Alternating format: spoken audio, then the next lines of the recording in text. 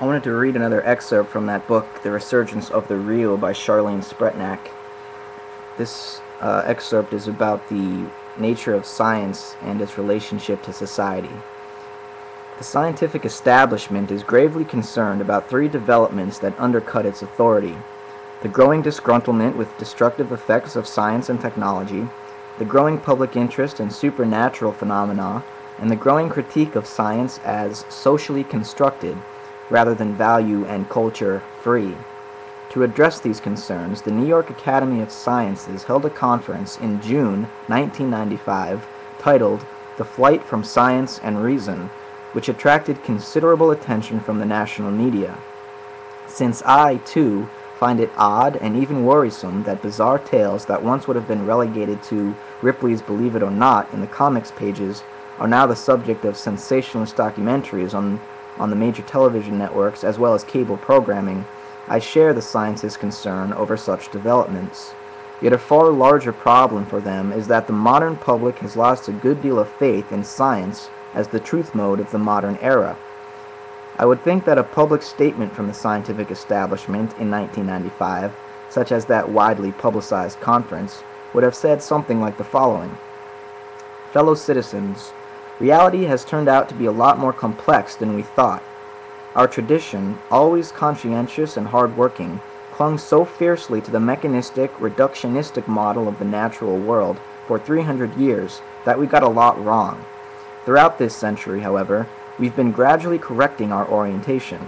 Now, with the breakthroughs of the new sciences, we're making many exciting discoveries about the subtle interconnectedness in and among our bodies, nature, the biosphere, and the whole universe.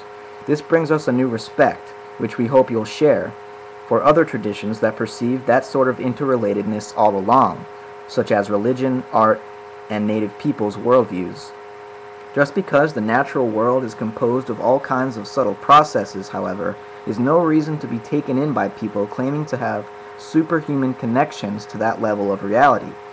Please be wary of such charlatans, who seem to be on the increase recently. Our whole society is going through a postmodern transition, a massive sorting process in which we scientists are applying our new knowledge to all kinds of phenomena that were simply denied by the mechanistic model. The complexity of nonlinear systems. Who'd have thunked it, eh? We're in a real learning mode these days, but we want to proceed carefully.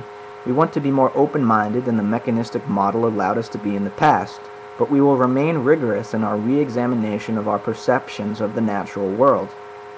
We hope you'll appreciate that rigor because we don't want to replace old misconceptions with new ones. Finally, we want to drop the pretense that science is beyond human foibles, as if the scientific method were some sort of transcendent mode of gaining knowledge. Like all other fields of human endeavor, science is subject to political pressures, internal trends, and cultural influences. Moreover, there's no getting around the fact that science sold itself to political ideologies, militarism, and corporate interests on many occasions. Yet we have the same split within our profession as that in the general public about the morality of such projects.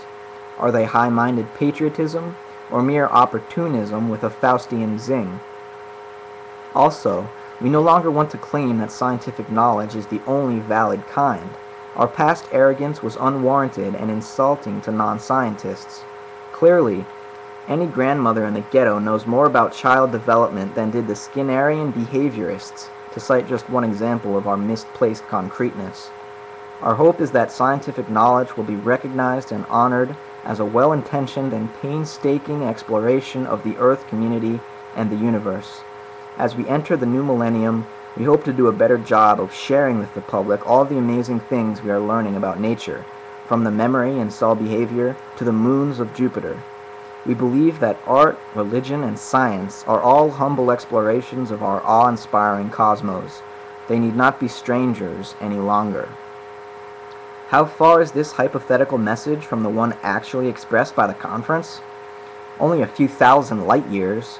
To my utter amazement, the leading scientists quoted in this press coverage of the conference dug in their heels in the 17th century, declaring that objectivism and positivism are alive and well, particularly in their possession.